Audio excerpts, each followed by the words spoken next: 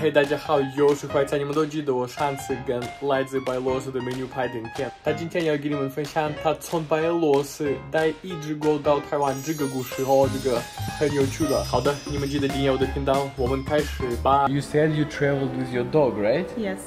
How did you get your dog here? From Belarus? My dog traveled with me back in Europe too, so I brought it first from Belarus to Poland, and from Poland to Taiwan. And to Taiwan it's extremely complicated because of the rabies thing. They don't have it here, so it have to have like 6-month quarantine back in the country, not here. Like it cannot even enter the country before 6-month quarantine in your country, and then a lot of tests, a lot of papers, a lot of everything, and then quarantine here too. So that was super complicated. But my dog is everything for me, so I could not bring it here. And it was it's funny thing, like how to think about it right now. Like I got it in Belarus, and then I brought it, like, let's say, to die in a motherland, because it's like Beijing goat. So it's like Chinese dog kind of thing.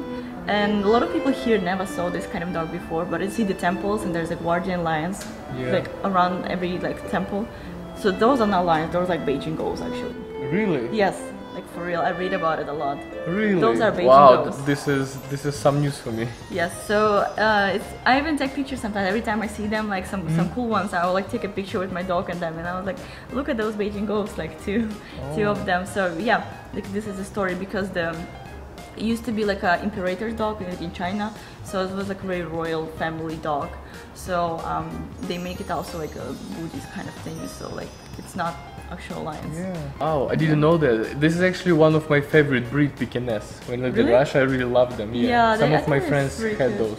They're so nice. Mine was mixed though, like so it wasn't as like the nose wasn't as flat, so I think it was like an advantage because he lived until 16 years. He just passed away a month ago, like first day of Chinese New Year, which is also kind of like interesting because like Chinese New Year and then he passed away, so it was pretty surprising. But he also lived long life here, and I took him like around the island a lot to Kenting all the time. 3 times when I've been in Kenting, I've been with him.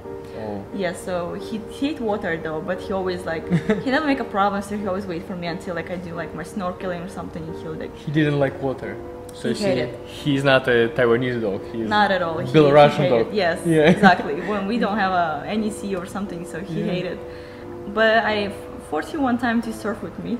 Like I have a picture and he's on the surfing board. Like he was like, he wasn't scared. He was just like confused because I think now that he hates water, it's more like he don't know how to swim. So like. But I think it's also the difference because you see, if you have a dog in Taiwan, there is a lot of water around, so whenever you go, your dog can swim. But in our countries, it's usually hard to get to the ocean or somewhere. Yeah, very hard. So dogs unless it's a lake, right? Yeah, so dogs can only go to swim in the river maybe, or some like a tiny swimming pool. Yeah. So not like this kind of huge ocean like in Taiwan. So for him, it's also maybe, you know, kind of strange thing to see. Yeah, probably. Especially because he was kind of old already. Yes, and he has never seen ocean, so it's like, wow. Yeah. What is this? you brought your dog to Taiwan, and it's like everything is new. Yeah, and the weather, he didn't like it either. Yeah, too hot. Yeah. Too hot, too humid. He has some issue like with the skin sometimes, the breathing. But then he adjusted like me. Like he adjusted, and at some point he had no issue, no health problems. Just one day he got suddenly like old because he were old, so so I had to like take care of him, and he's seen like a lot of places, and I go like with him everywhere because he has separation anxiety. So like I can't leave him alone because he started barking and my neighbors will complain. So I'll go to party with him, I'll go to bar with him, restaurant, everywhere, just everywhere with him. And so everyone in Taichung, they know me and they know my dog. So I even like when he died, I made a big post because like everyone knows him. So like everyone really like empathetic for him dying. So yeah, I made like a big note about like when he died. So like people was really sad like because they're not gonna see him anymore at the parties, like home parties, like bar parties, everything.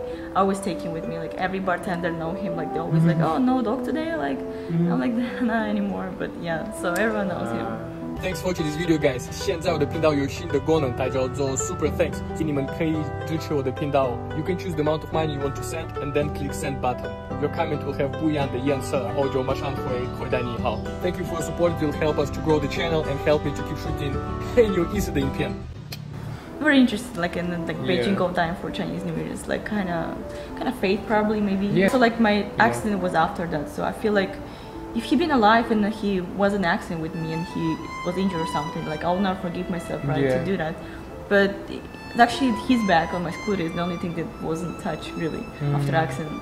So actually I transferred the bag to my new scooter as like a lucky bag. Yeah, like some lucky symbol. Yes.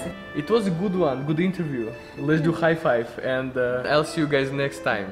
Bye bye bye bye. 再见再见。